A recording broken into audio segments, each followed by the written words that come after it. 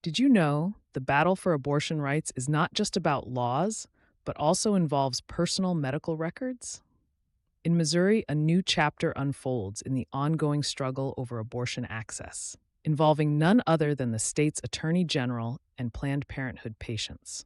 Missouri's Attorney General is on a mission, seeking the medical records of patients who've had abortions at Planned Parenthood clinics in Kansas City and St. Louis. This demand has sparked a legal showdown, with Planned Parenthood pushing back hard against what they see as a violation of patient privacy.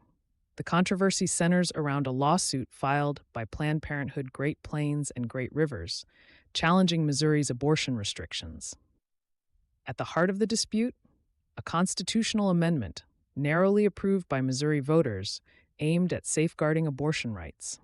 In a bold move, the Attorney General's office issued subpoenas to Planned Parenthood employees and affiliates, demanding a wide array of records from patient details to equipment maintenance logs.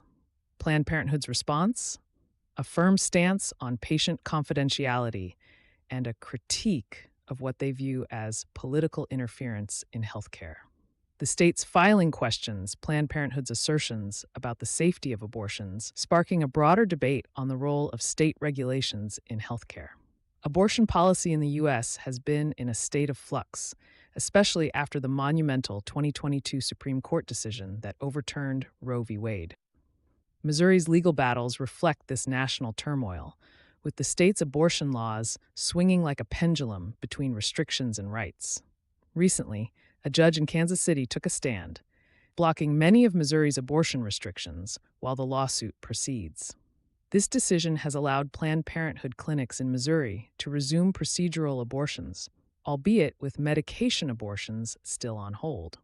Last year's constitutional amendment in Missouri was a significant victory for abortion rights advocates, establishing a right to abortion until fetal viability. However, the state's Republican-led legislature is not backing down, aiming to return to a near-total ban. The saga continues with legal challenges and countermeasures, including a proposed amendment to repeal last year's pro-abortion rights measure. This back-and-forth battle underscores the complex interplay between voter will, legislative action, and judicial oversight in shaping abortion policy. As the situation in Missouri unfolds, it reflects broader national debates on abortion, privacy, and the role of government in personal healthcare decisions. In conclusion, the struggle over abortion rights in Missouri goes beyond legal arguments and political maneuvers. It touches the core of personal privacy, healthcare autonomy, and the ongoing debate over who decides what rights are protected and what rights can be infringed upon. As this story continues to develop, one thing remains clear. The fight for reproductive rights and privacy is far from over. Remember, the battles fought in courtrooms and state houses across the country aren't just about policies and statutes. They're about real people, real lives, and the rights we hold dear.